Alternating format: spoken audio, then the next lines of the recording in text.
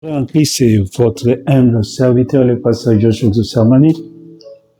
Aujourd'hui, nous avons un sujet tellement profond.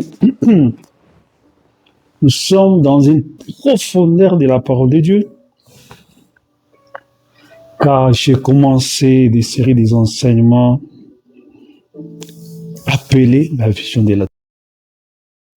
J'aimerais que tous les fils et filles de Dieu puissent suivre attentivement tous ces enseignements, surtout ceux qui sont prédestinés pour aller dans l'enlèvement. Tout fils de Dieu qui est prédestiné pour être enlevé, absolument, il est appelé à suivre attentivement toutes ces séries des enseignements concernant la vision de l'attente. Car la vision de l'attente, c'est la partie de l'épouse. La vision de l'attente, c'est le morceau de l'épouse. La vision de l'attente, c'est la partie restante dans ce message. Le frère Branham avait laissé sur la table pour que l'épouse vienne consommer. La vision de l'attente, c'est le secret de l'enlèvement. Alors, j'ai parlé beaucoup de choses sur ça et nous continuons, nous parlerons encore profondément. Donc je vous demande de suivre attentivement ces enseignements. C'est votre concept le passage, je sais. Amen. Je commence la partie, l'autre partie, les secrets du mystère. Parce qu'il faut maintenant ma vie dans la vision de l'attente, dans le troisième pôle, la troisième partie du troisième pôle, il avait vu une tente. Et à l'intérieur de cette tente, il y avait une maison, une chambre en carré, qui avait une forme carrée, qui était à l'intérieur de la tente. Et frère Branham se voyait qu'il était dans le firmament, qu'il était dans le ciel. Ça veut dire qu'il était dans la sixième dimension. Ça veut dire que la vision aussi devait s'accomplir, après 1965.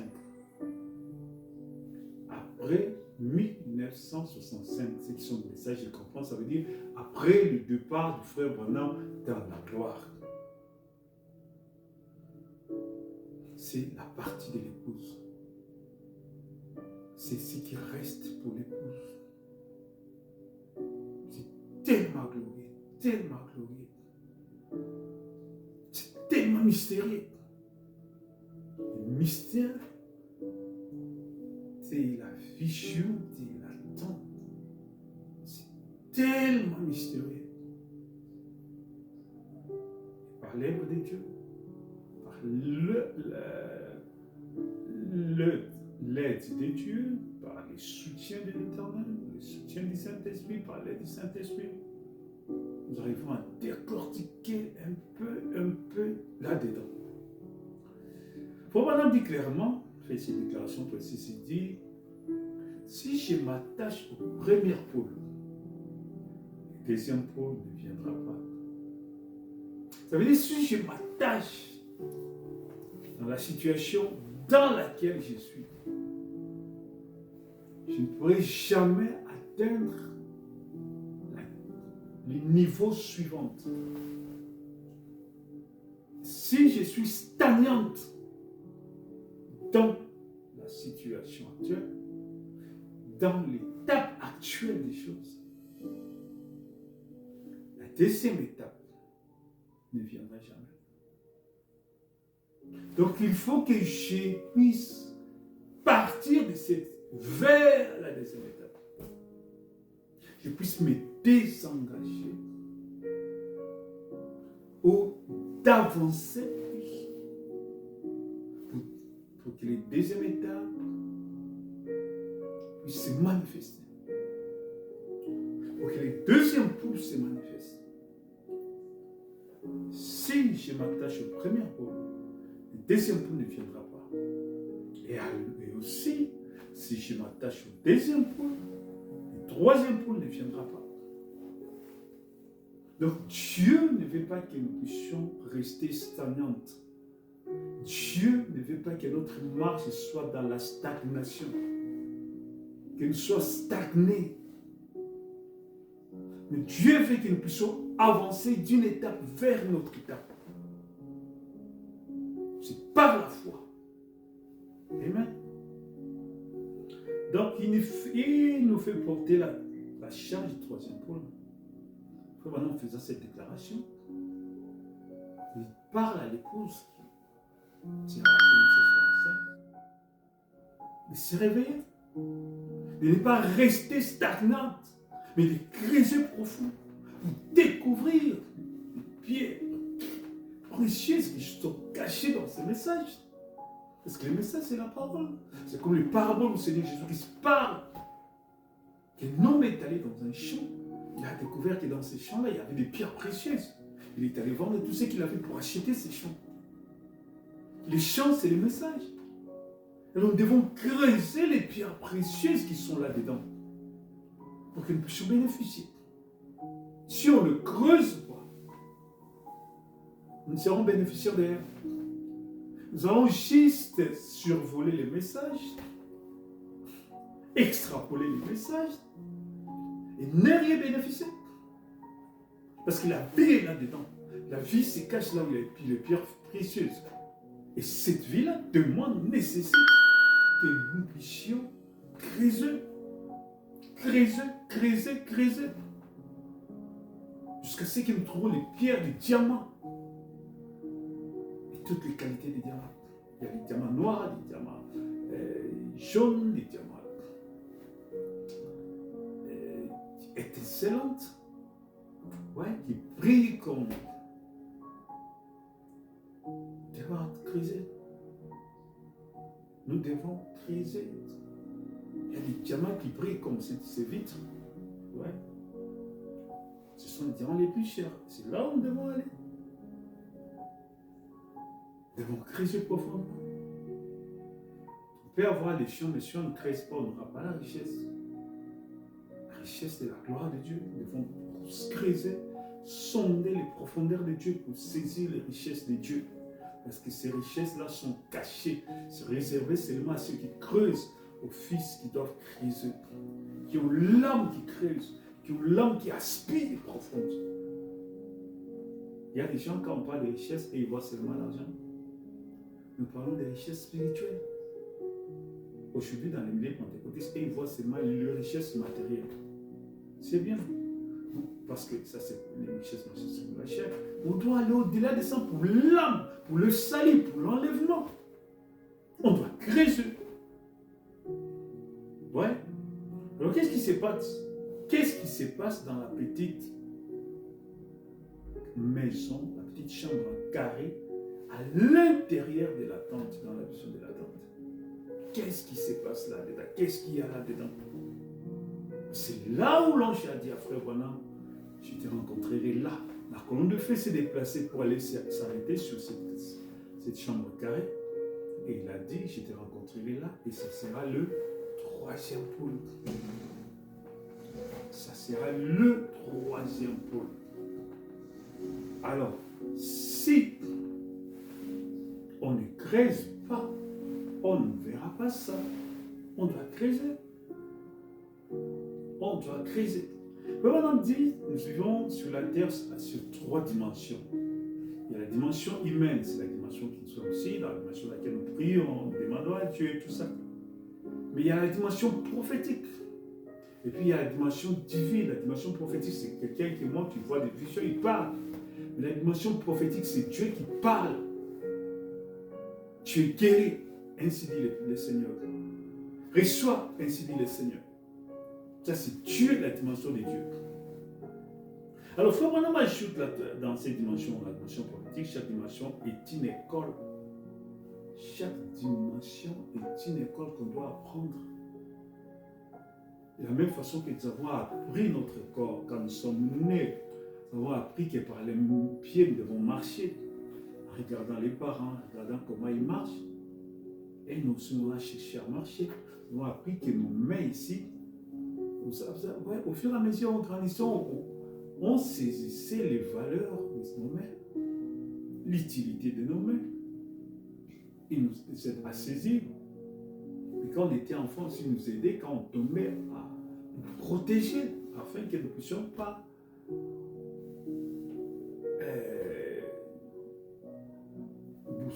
faire que nos têtes, pour empêcher que nos têtes puissent toucher le sol. Ouais. Donc, nous avons développé cette connaissance intérieure sur notre école. Nous avons développé cette école à comprendre, à apprendre petit à petit notre corps, les organismes qui sont dans nos corps, comment ils agissent, comment ils fonctionnent. De la même façon aussi dans les domaines spirituels avec la dimension prophétique. De la même façon aussi dans la dimension de la divinité, où les hommes de Dieu, les serviteurs de Dieu, l'épouse qui sera pris pour l'enlèvement. Donc tout être humain qui arrive à étudier pour découvrir les dons, les talents que Dieu a placés dans son corps et arrive à exploiter correctement ces dons. Parce que Dieu a placé des pierres précieuses à l'intérieur, qui sont les dons, qui sont les talents, et nous sommes appelés à étudier profondément, à sonder, à découvrir ces talents et à les exploiter. Ouais. C'est comme ça que nous allons atteindre l'objectif. Il réussit dans sa vie présente. Aussitôt qu'un enfant maîtrise ses pieds, comment garder l'équilibre et bien l'utiliser, il marche. Il commence à marcher. Il commence à se déplacer comme un adulte. Même chose pour mémoriser les cours.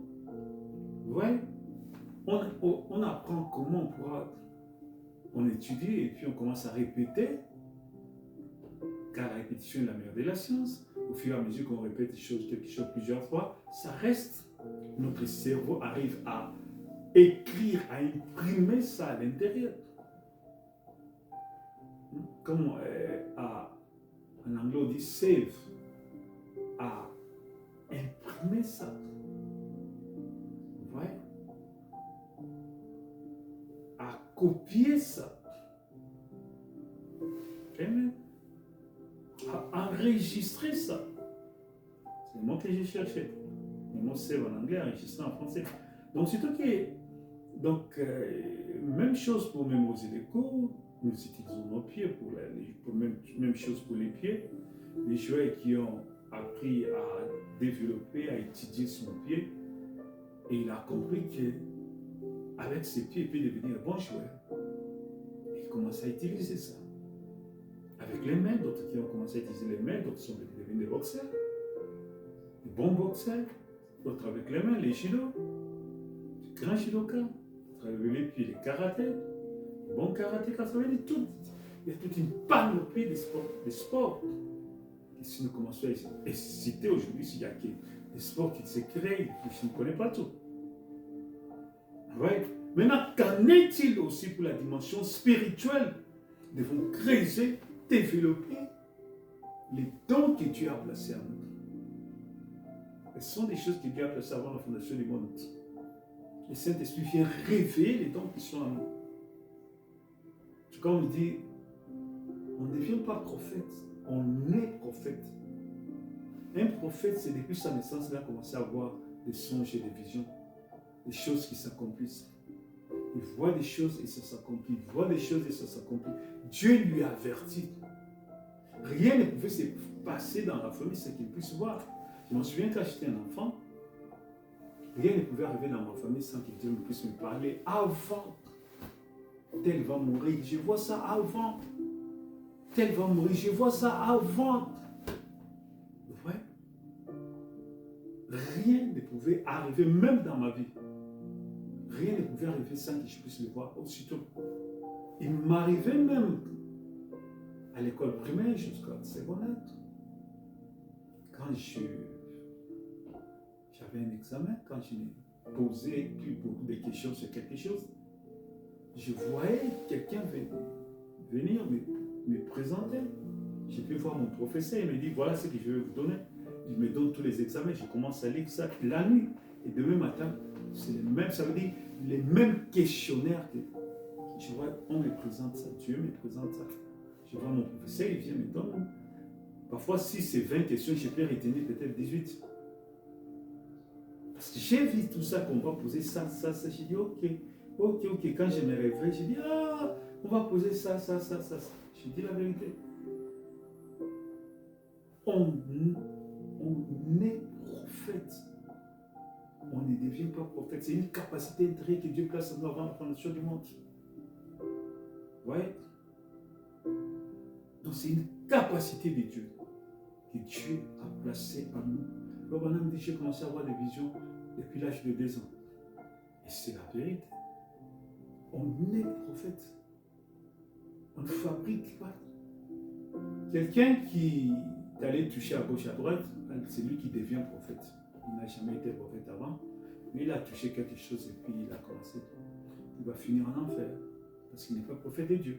Mais tout prophète de Dieu, c'est une nature. On est prophète. La prophétie, c'est une capacité intérieure que Dieu a placée en nous. Frère Branham explique ça entre la conscience et la subconscience qui est à l'intérieur. La conscience, c'est telle que je suis étant éveillé, je suis dans la conscience. La subconscience, pour la plupart des hommes, c'est quand je dors, que quand la conscience dort, la conscience se réveille. Tu commences à avoir des songes. Mais pour un prophète, les deux sont ensemble. Ça veut dire que je peux voir des choses étant éveillé.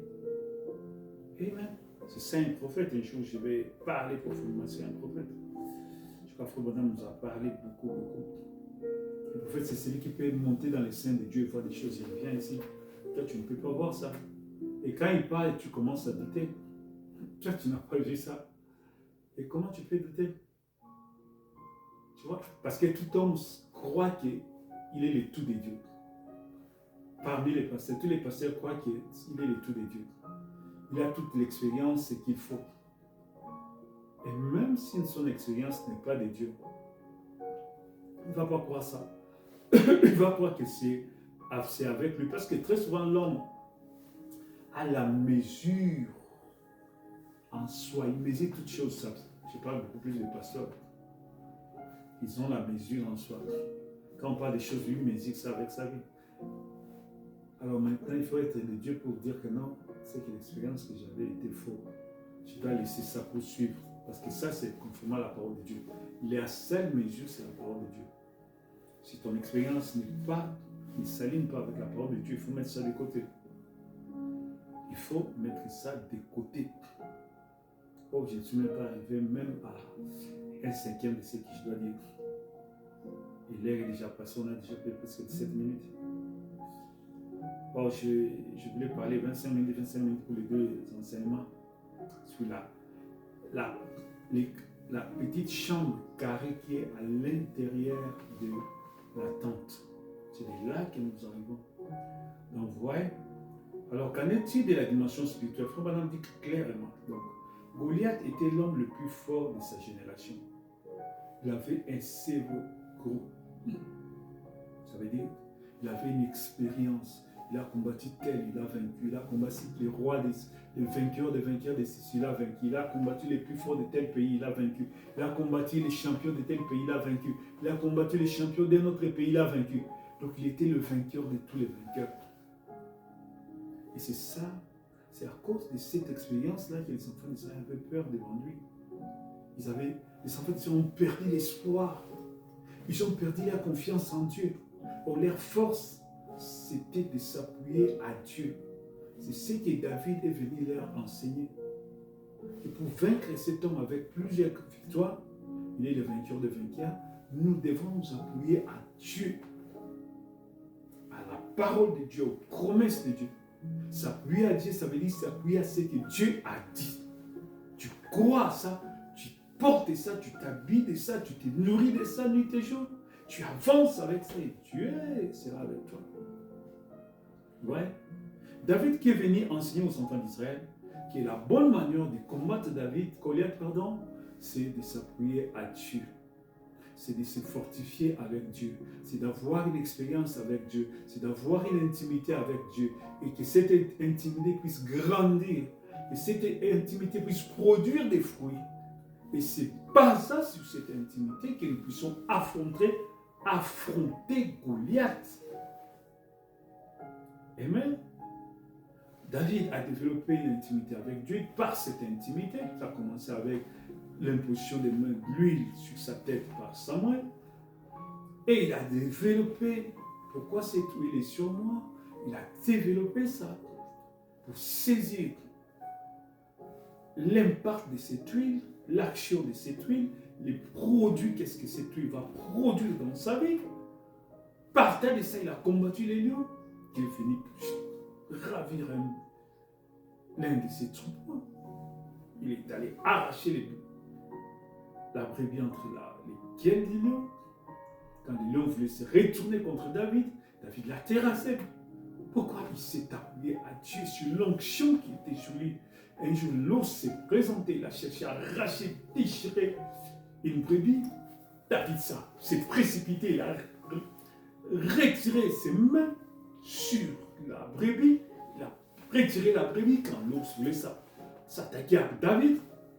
David a pris ses mains, il a jeté par terre, il les a écrasés. Et s'est appuyé à Dieu. Quand on s'appuie à Dieu, la promesse, par l'obéissance à la parole de Dieu, par une intimité avec Dieu, par la prière, par la méditation de la parole de Dieu, par la foi à cette parole de Dieu, par la marche conformément à la parole de Dieu, par l'obéissance du Saint-Esprit.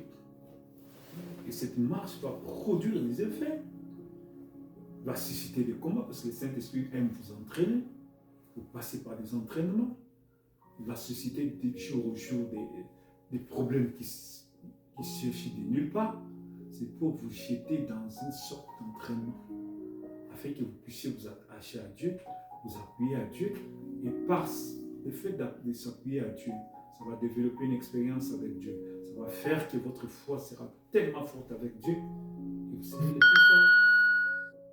Et vous allez connaître de victoire en victoire, dans votre foi à la promesse de Dieu, dans votre foi à la parole de Dieu, dans votre foi en Dieu, dans ce que Dieu a dit pour aujourd'hui, qu'est-ce que Dieu a dit pour ma vie, qu'est-ce que Dieu a dit pour cette heure, qu'est-ce que Dieu a dit pour cette génération, qu'est-ce que Dieu a dit aujourd'hui dans sa parole.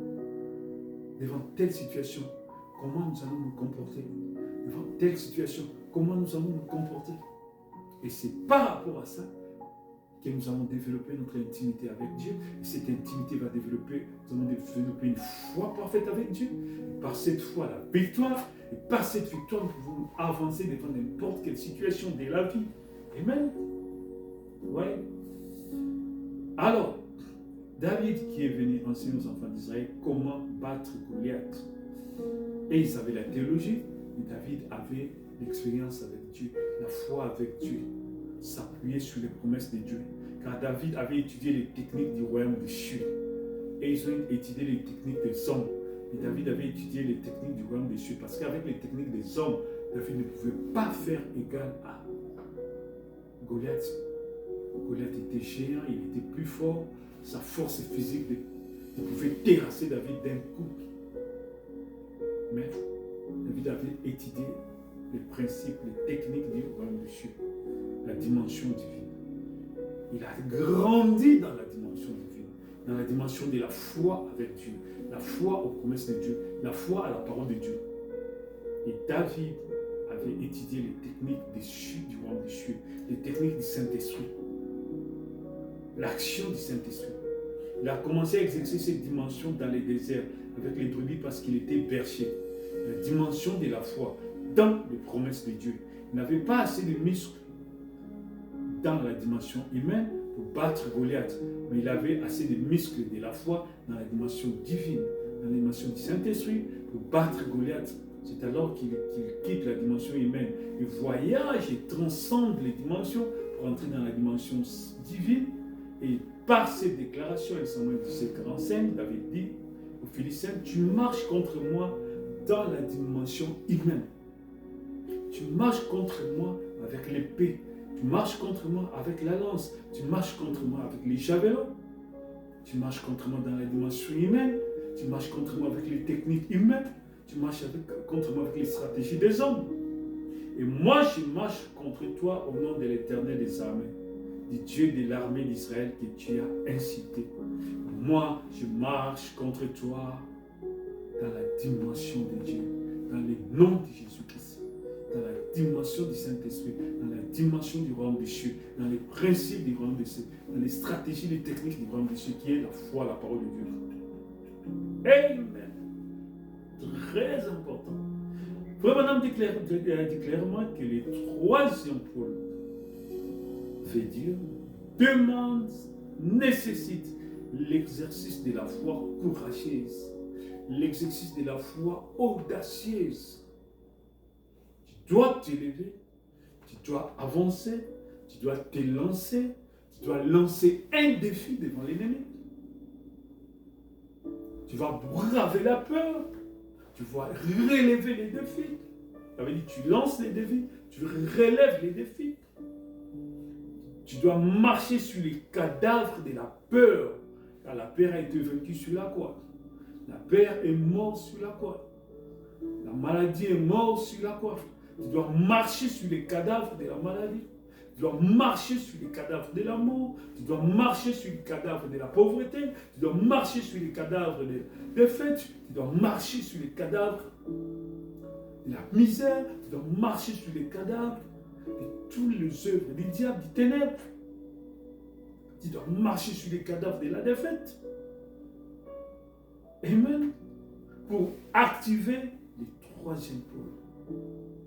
Car sans cela, tu ne pourras pas activer le troisième pôle.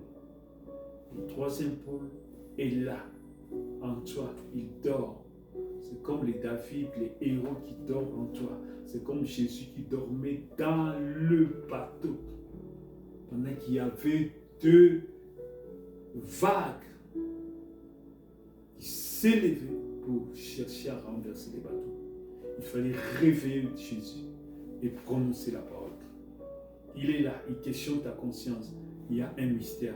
Comment réveiller celui qui dort dans ta subconscience? Vous vous souvenez, j'ai commencé par expliquer la conscience et la subconscience. Comment réveiller celui qui dort dans ta subconscience? Aussi longtemps tu vis dans des hésitations, dans la peur, aussi longtemps que tu vis dans les peut-être, ça peut échouer, peut-être ça ne pourra pas marcher, essayons. Tu as peur de l'échec. Là, tu vis dans la conscience. Tu vis dans la défaite. Parce que l'hésitation, la peur, c'est l'opposé de la foi. C'est le négativisme. C'est le pessimisme. Si longtemps que tu vis dans le négativisme, dans le pessimisme, tu ne pourras jamais vaincre. Même à l'armée de ce monde, les gens de ce monde, ils savent cela. Ils utilisent le même principe. Il faut que ta foi sur chaque promesse de Dieu, que cette terre devienne une réalité absolue, incontestable. Ce que Dieu a dit, je crois, je reste ferme. J'ai les yeux fixés sur la promesse de Dieu. Je ne bouge pas. Que ça change, ça devient rouge, bleu, quelles que soient les couleurs qui changent devant moi, je reste ferme dans la promesse de Dieu. Amen. Et tu vas voir comment cet être glorieux de la conscience va commencer à s'élever, devenir de plus en plus réel. Tout est dit dans ce message tellement clair. Amen. Mais notre foi somnole. Nous somnolons, ça veut dire notre foi dort. Nous devons réveiller notre foi. Amen. Ça, c'est la partie 1. Maintenant, nous voulons entrer dans la partie 2. Que Dieu vous bénisse richement. Amen. Amen. Amen. Gloire à Jésus. Gloire à Jésus. Gloire à Jésus. Amen.